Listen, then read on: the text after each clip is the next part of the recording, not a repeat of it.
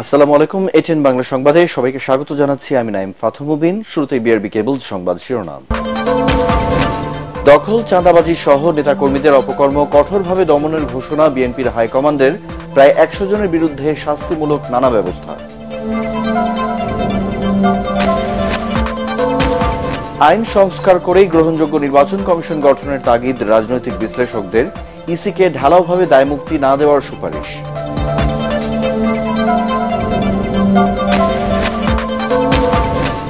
কাল থেকে সব তৈরি পোশাক কারখানা চালু রাখার বিষয়ে একমত শ্রমিক ও মালিক পক্ষ। সবাইকে কাজে যোগ দেওয়ার অনুরোধ শ্রমিক নেতাদের।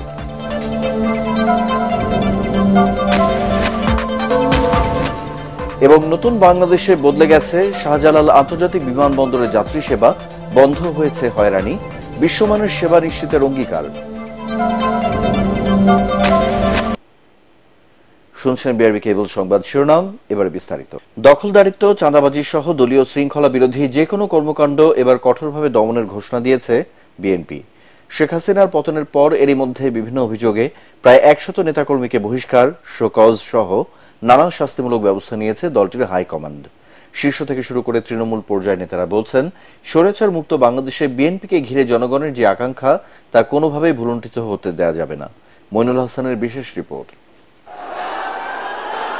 ছাত্র জনতার গণঅভ্যুত্থানে শেখ হাসিনার পতন ও দেশ ছেড়ে পালিয়ে যাওয়ার পর দেশের বিভিন্ন স্থানে আওয়ামী লীগের দখলে থাকা টার্মিনাল, হাটবাজার, রাজনৈতিক দলের কার্যালয় দখল শুরু হয়ে যায়। এসব ঘটনার সাথে বিএনপির স্থানীয় পর্যায়ের নেতাকর্মীদের নাম উঠে আসে। এসব ঘটনা বিতর্কেরও জন্ম দেয়। বিব্রত হন শীর্ষ নেতারা। পরিস্থিতি নিয়ন্ত্রণে সরাসরি কঠোর নির্দেশনা দেন দলের ভারপ্রাপ্ত চেয়ারম্যান তারেক রহমান। কোনো প্রকার অনৈতিক কিংবা অনধিকার চর্চায় লিপ্ত হবেন না।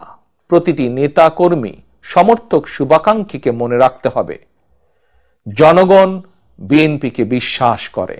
বিএনপির নীতি নির্ধারণী নেতারা বলছেন, স্বৈরাচার মুক্ত নতুন বাংলাদেশ প্রতিষ্ঠায় ছাত্র জনতার আকাঙ্ক্ষাকে ধারণ করে রাজনীতিতে গুণগত পরিবর্তন এখন সময়ের দাবি। বাংলাদেশের রাজনীতিতে যে নতুন সূর্য উদয় হয়েছে, এখানে চাঁদাবাজ, মাস্তান, দুর্নীতিবাজদের কোনো রাজনৈতিক দল যদি প্রশ্রয় দেয়, তারা বাংলাদেশের মানুষের সম্মুখীন হতে পারবে না। রক্তস্নাত বিপ্লবের মধ্য দিয়ে অর্জিত নতুন স্বাধীনতা, আমরা নতুন বিজয়কে অর্থবহ করতে চাই। সুতরাং আমাদের সবাইকে ধৈর্য ধারণ করতে হবে, শৃঙ্খলা ফিরিয়ে আনতে হবে। বেশিরভাগ ক্ষেত্রে কিন্তু আমাদের নামে, বিএনপির নামে অন্য কেউ সুযোগগুলি গ্রহণ করার চেষ্টা করছে। মানুষের শান্তি দিতে হবে, সুখ দিতে হবে, আইনের শাসন, ভোটের অধিকার মুখে বললে হবে না, এগুলি পরিবর্তন করতে হবে। আর আমরা ছেলে মেয়েদের মনে করতে পারি কিছুই বুঝে না। আমাদের ছেলেমেয়েরা ওরা যে কত বুঝে, কত সাহসী, প্রমাণ করে দিচ্ছে তো আমাদের চেয়ে সাহসী তারা। তাদের চোখ ফাঁকি দেখে এগুলি করা যাবে না। নেতারা এও জানান, এরই মধ্যে নানা অভিযোগে নীতি নির্ধারণী ফোরাম থেকে তৃণমূল পর্যায়ে অনেকের বিরুদ্ধে শোকজ, বহিষ্কার, মামলা সহ নানা ব্যবস্থা নেওয়া হয়েছে। দলের মধ্যে থেকে বের করা তো বড় কথা না, এদেরকে তো আইনের সম্মুখীন হতে হবে। যে কোনো ধরনের চাঁদাবাজি, মস্তানি, দখলদারি, এই সংখ্যালঘুদের উপর কোনো ধরনের সুযোগ নেওয়া, এমন কোনো সুযোগ নাই। কিছু বিচ্ছিন্ন ঘটনা তো হয়েছে, এ দলের নাম ভাঙিয়ে বিভিন্ন সময় বিভিন্ন কিছু করে, সেটার জন্য ঢালাওভাবে আমাদেরকে অভিযুক্ত করার কোনো কারণ নেই। আমাদের চেয়ারম্যান সাহেব ক্লিয়ার করেছে, তারেক রহমান সাহেব, যে কোনো প্রকার বরদাস্ত করা হবে না। এবং ওই কথা দল থেকে বহিষ্কার না, খালি প্রশাসনের কাছে হস্তান্তর করে দেওয়া হবে।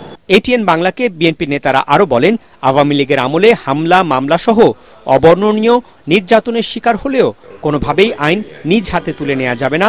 বিএনপি নেতাকর্মীদের এই বার্তা স্পষ্ট করে দেয়া হয়েছে। মইনুল হাসান, এটিএন বাংলা, ঢাকা।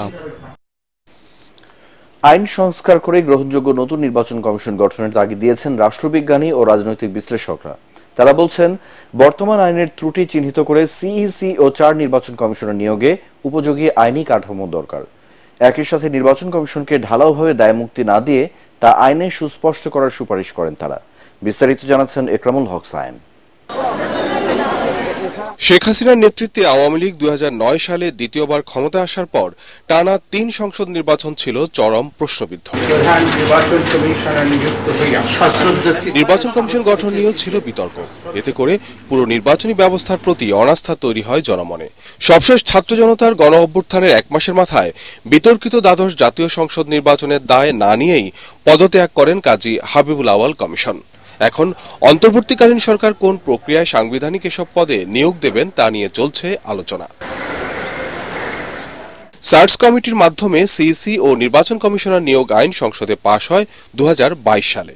যদিও একই প্রক্রিয়ায় গত 3 কমিশন গঠন করে শেখ হাসিনা সরকার। বর্তমান যে অন্তর্বর্তীকালীন সরকার আছেন তারা আইনটাকে পরীক্ষা করবেন, পরীক্ষা করে আমার মনে হয় একটা নতুন অর্ডিন্যান্স করে নির্বাচন কমিশন গঠনের প্রক্রিয়া শুরু করলে ভালো হবে, সেটা সকলের কাছে গ্রহণযোগ্য হবে। বাংলাদেশে আগে যে তত্ত্বাবধায়ক সরকারগুলো হয়েছিল তখন আমরা দেখেছিলাম যাদের নির্বাচনের প্রতি গণতন্ত্রের প্রতি দায়বদ্ধতা আছে, যারা ম্যান অফ ইন্টিগ্রিটি হিসেবে পরিচিত, এই ধরনের লোককে বাছাই করে একটা কনসেনসাসের মাধ্যমে তাদেরকে নিয়োগ দেওয়া। কিন্তু আমার কাছে মনে হয় যে একটা হয় যে আইনটা আছে এটাকে একদম পুনর্লিখন করে নতুন করে করা অথবা নতুন একটা আইন তৈরি করা, এর মাধ্যমে যাওয়াটা বেশি যুক্তিযুক্ত হবে। এরই মধ্যে ত্রুটিপূর্ণ ও পক্ষপাতমূলক দশম, একাদশ ও দ্বাদশ জাতীয় সংসদ নির্বাচন আয়োজনের অভিযোগ তুলে সে সময়ের সিইসি ও কমিশনারদের বিচারের দাবি উঠেছে। যদিও নির্বাচন কমিশন গঠন আইনে দায় মুক্তি দিয়ে বলা হয়েছে তা নিয়ে প্রশ্ন তোলা যাবে না। এই দায় মুক্তির কারণে আমরা এই কাজটা করতে পারছি না। যেটা দরকার ওই যে আমি যেটা বললাম আইনটাকে সংশোধন করা। কে দায় মুক্তি দিবে, কোন গ্রাউন্ডে দায় মুক্তি পেতে পারে, এই বিষয়গুলো যদি আপনার স্বচ্ছ থাকে, ক্লিয়ার থাকে, তাহলে আপনাকে দায় মুক্তি রাষ্ট্রের স্বার্থে অনেক সময় এটা প্রয়োজন হতে পারে। যদি সেখানে আর্থিক দুর্নীতি হয়ে থাকে অবশ্যই তাদেরকে বিচারে আওতায় আনা যাবে, সেটা তো ক্রিমিনাল অফেন্স। নির্বাচন ঠিকমতো হয়েছে কিনা এইটা ইস্যু করে বিচারে গেলে আমার মনে হয় না খুব একটা বেশি দূর আমরা যেতে পারবো। বিশ্লেষকরা একই সাথে বলছেন, নির্বাচন কমিশন গঠন প্রক্রিয়ায় স্বচ্ছতা যেমন জরুরি, তেমনি ইসির স্বাধীনতা নির্ভর করে সরকারের সদিচ্ছার উপর। এত পাওয়ারফুল ইন্ডিয়ার নির্বাচন কমিশনের দিকে যদি তাকান, তাই না? কিন্তু আমাদের বাংলাদেশে তো সেটা নাই, সেই পাওয়ারটা সে এক্সারসাইজই করতে পারে না। যত ভালো লোকদের দিয়ে নিয়ে করেন তারা নির্বাচনটা ভালো মতো করতে পারবেন না যতক্ষণ পর্যন্ত প্রশাসন, পুলিশ এবং যে সরকারের সময় নির্বাচনটা হবে তারা সদিচ্ছা থাকতে হবে। তাদের মতে ইসি গঠনের পাশাপাশি নির্বাচনী প্রক্রিয়াও আনতে হবে যৌক্তিক সংস্কার। ইকরামুল হক সায়েম, এটিএন বাংলা, ঢাকা। ধর্ম বর্ণ নির্বিশেষে সকলকে নিজেদের নিরাপত্তা নিশ্চিতে ঐক্যবদ্ধ হয়ে কাজ করার আহ্বান জানিয়েছে ইসলামী আন্দোলন বাংলাদেশ। রাজধানীর বংশালে গণসমাবেশে দলটির সিনিয়র নায়েবে আমির মুফতি সৈয়দ মোহাম্মদ ফয়জুল করিম বলেন, এদেশে সংখ্যালঘুদের নিয়ে যারা রাজনীতি করে তারাই হিন্দুদের মন্দিরে আক্রমণ চালায়। দেশে আবারও একটি গোষ্ঠী জুলুম, লুটপাট, দখলবাজি সহ ধ্বংসযজ্ঞ শুরু করেছে বলে মন্তব্য করেন ফয়জুল করিম। পুনরায় আয়নাঘর কিংবা হাওয়া ভবন যেন তৈরি না হয়, সেজন্য আগামীতে ইসলামের পক্ষে কাজ করে এমন রাষ্ট্রনায়ক নির্বাচিত করতে জনগণের প্রতি আহ্বান জানান ইসলামী আন্দোলনের নেতারা।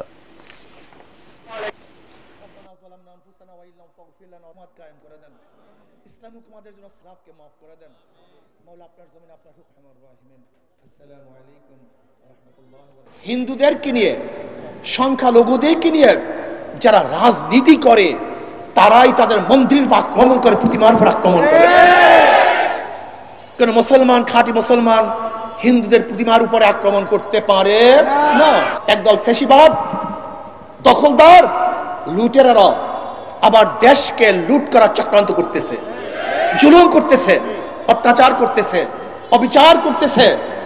আমরা চাই না কারোর উপর জুলুম করতে।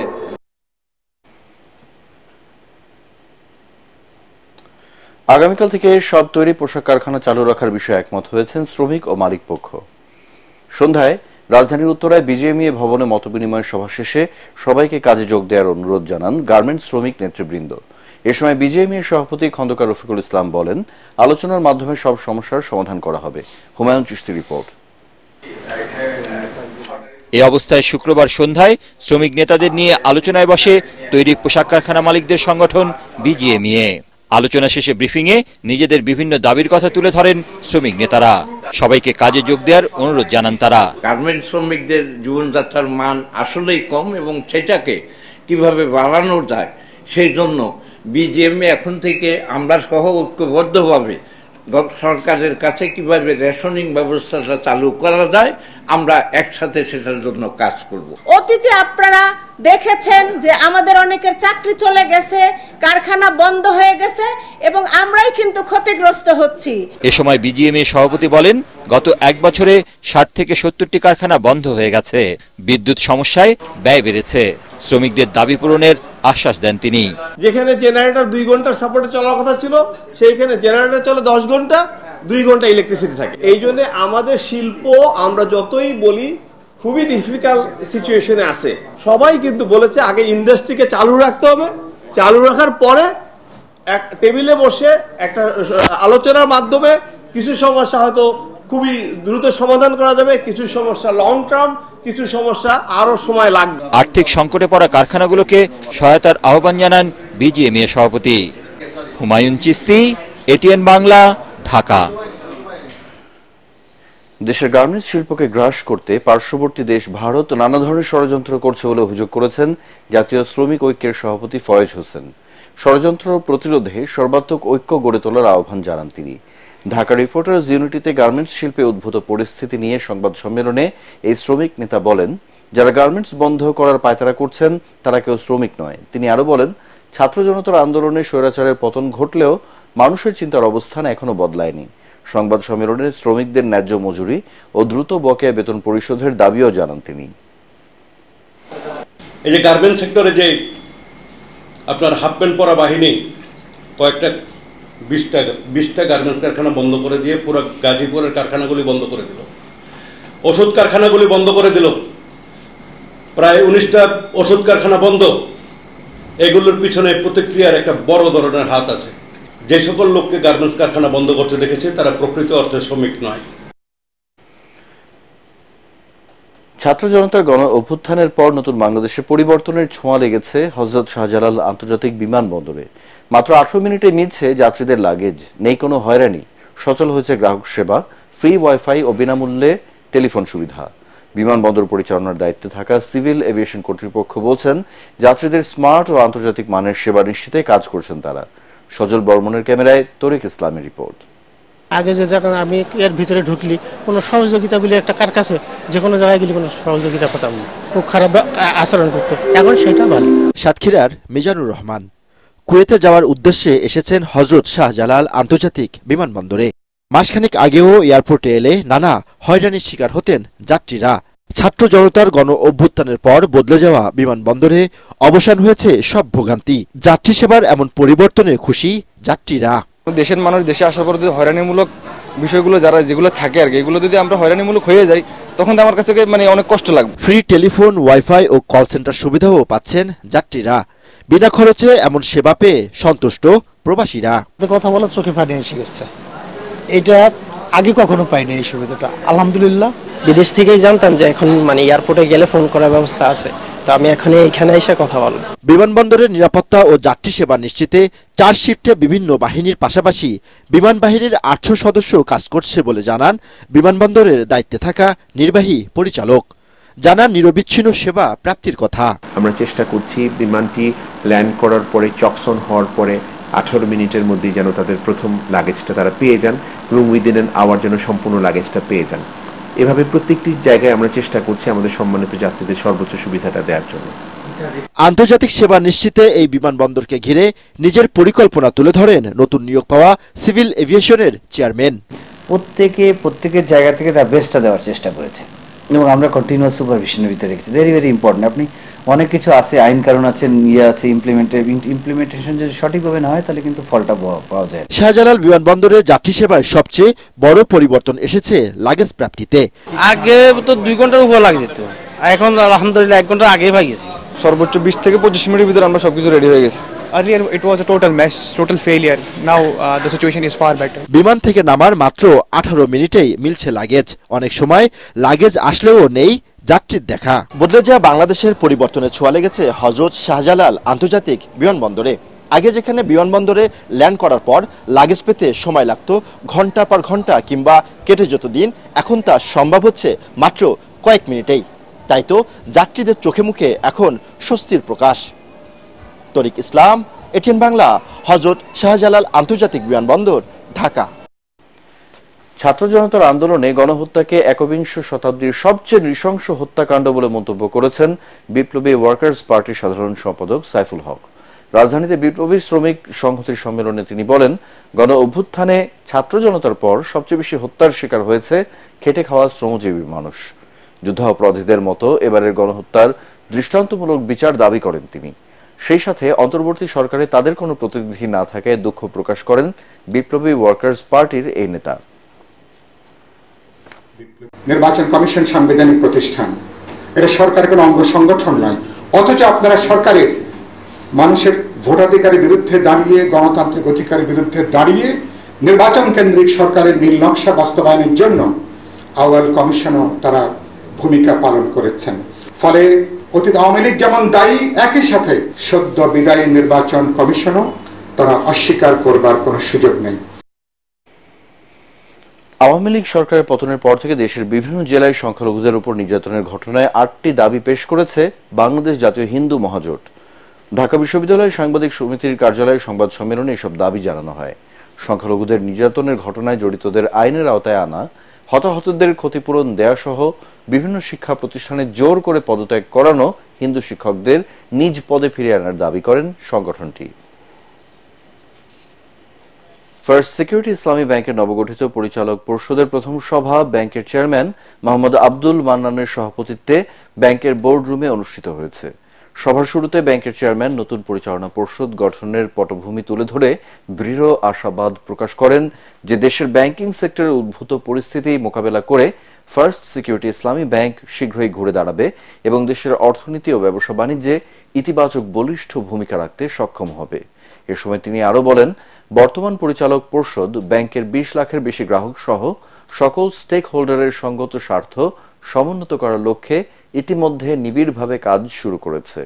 সভায় ব্যাংকের সার্বিক কার্যক্রম পর্যালোচনা করে বেশ কিছু গুরুত্বপূর্ণ সিদ্ধান্ত নেওয়া হয়।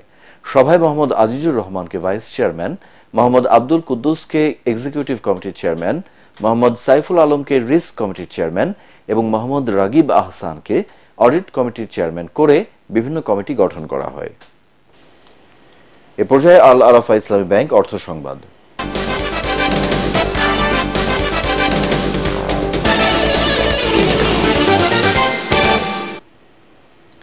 রাজধানীতে পেঁয়াজের বাজারে অস্থিরতা কমছেই না। খুচরা বাজারে এখনো প্রতি কেজি বিক্রি হচ্ছে 120 থেকে 130 টাকায়। পাইকারিতে এই পণ্য মানভেদে 102 থেকে 108 টাকায় কেনা যাচ্ছে। নানা অজুহাতে চালের দামও ঊর্ধ্বমুখী।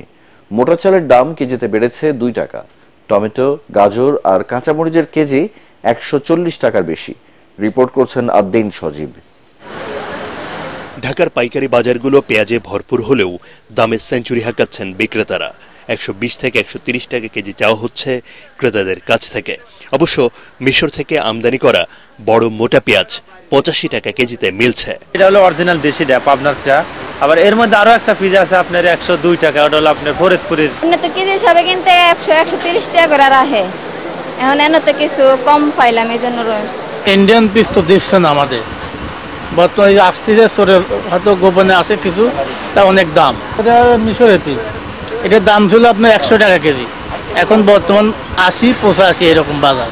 বন্যা ত্রাণ দিতে মোটা চালের চাহিদা বাড়ে গত 1 মাসে। সেই সুযোগে বস্তা প্রতি মোটা এবং 28 চালের দাম বেড়েছে অন্তত 100 টাকা। দাম অনেক। বন্যা দুর্গতদের সাহায্যের জন্য যে মালটা দেওয়া হচ্ছে, এটা তো একটা ত্রাণের মাল, এটা একটু সস্তা থাকার কথা ছিল। অনেক মানুষ আছে যারা মধ্যবিত্ত, আরো নিম্ন মধ্যবিত্ত, তাদের জন্য কঠিন হয়ে যাবে। বৃষ্টির অজুহাতে সবজির দামেও বাড়তির হাওয়া লেগেছে। টমেটোর কেজি 140 টাকা, গাজর আর কাঁচামরিচ 160 টাকায় কিনতে হচ্ছে নগরবাসীকে। অস্থিরতা কমছে না আলুর বাজারেও। পারানের হাজার হাজার টন মাল দিচ্ছে না, জিনিসটা কাটছে না, কাটতে দিচ্ছে না। ময়মনসিংহে কোনো একটা জিনিস প্রোডাকশন হচ্ছে, এটা ঢাকায় কারণ বাজারে আস্তে আস্তে কয়েকটা হাত ঘুরে আসতো। এই জায়গাটা আসলে গভর্নমেন্টের মনে হয় একটা ইনিশিয়েটিভ নেওয়া দরকার। বেগুন আগে প্রায় 65-70 টাকা করে কেজি নিয়েছি, আজকে 80 টাকা কেজি দেখতেছি। ডিমের ডজন 150 থেকে 155 টাকা পর্যন্ত। স্বস্তি নেই মুরগির বাজারেও। আদ্দিন সজীব, এটিএন বাংলা, ঢাকা। এবারে আন্তর্জাতিক সংবাদ।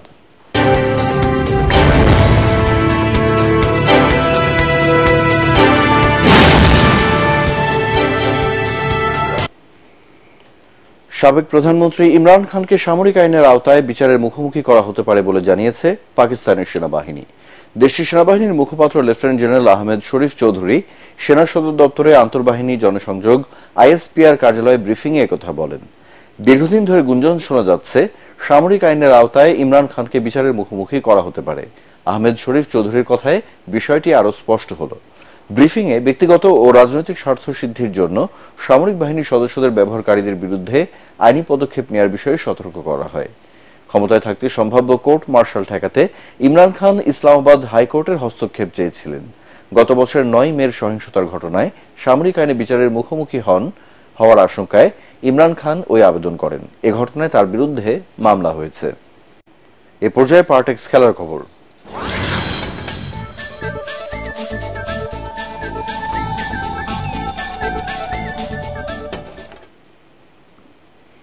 বিশ্বকাপ বাছাই পর্বে চিলিকে 3-0 গোলে হারিয়েছে আর্জেন্টিনা। এতে 7 ম্যাচে 18 পয়েন্ট নিয়ে টেবিলের শীর্ষস্থান ধরে রেখেছে বিশ্ব চ্যাম্পিয়নরা। অন্যদিকে উয়েফা নেশনস লিগে ক্রোয়েশিয়ার বিপক্ষে 2-1 গোলে জিতেছে পর্তুগাল। ক্যারিয়ারের 900 নম্বর গোল পেয়েছেন ক্রিস্টিয়ানো রোনালদো। এসএম আশরাফের আরেকটি রিপোর্ট। এক ম্যাচে লিওনেল মেসি আর অ্যাঙ্গেল ডি মারিয়া নেই আর্জেন্টিনার জন্য এমন অভিজ্ঞতা 2013 সালের পর আর হয়নি।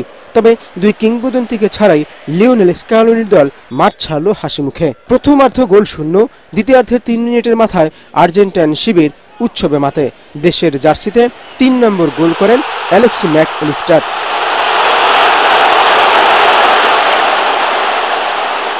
নির্ধারিত সময় শেষ হওয়ার 6 মিনিট আগে বক্সের বাইরে থেকে দুর্দান্ত শটে আলবিসেলেস্তেদের দ্বিতীয় গোল এনে দেন অ্যাটলেটিকো মাদ্রিদের striker Julian Alvarez.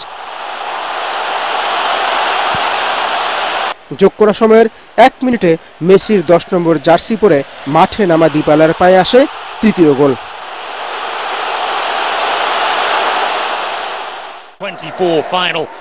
UEFA Nations লিগে আক্রমণ পাল্টা আক্রমণের খেলায় নিজেদের মাঠে পর্তুগালকে 7 মিনিটে এগিয়ে নেন দিয়েগো দালোত।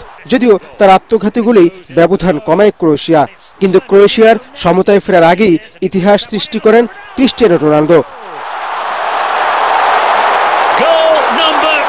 প্রথম ফুটবলার হিসেবে ক্যারিয়ারের 900 গোলের অবিশ্বাস্য রেকর্ড গড়েন CR7। দেশের জার্সিতে এটি ছিল তার 131তম গোল। SM Ashraf, ATN Bangla. শেষ করার আগে বিআরবি কেবল সংবাদ শিরোনামগুলো এক নজরে আরেকবার। দখল, চাঁদাবাজি সহ নেতাকর্মীদের অপকর্ম কঠোরভাবে দমনের ঘোষণা বিএনপির হাইকমান্ডের। প্রায় 100 জনের বিরুদ্ধে শাস্তিমূলক নানা ব্যবস্থা।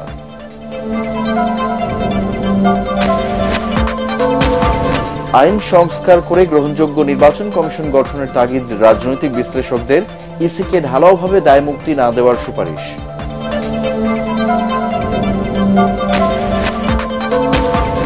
কাল থেকে সব তৈরি পোশাক কারখানা চালু রাখার বিষয়ে একমত শ্রমিক ও মালিক পক্ষ।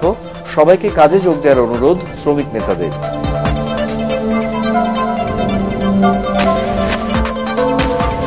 এবং নতুন বাংলাদেশে বদলে গেছে শাহজালাল আন্তর্জাতিক বিমানবন্দরের যাত্রী সেবা। বন্ধ হয়েছে হয়রানি, বিশ্বমানের সেবা নিশ্চিতের অঙ্গীকার।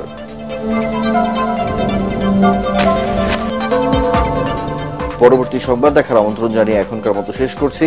এটিএন বাংলার সংবাদ ইউটিউব দেখতে ব্রাউজ করুন youtube/ATN Bangla News। ধন্যবাদ।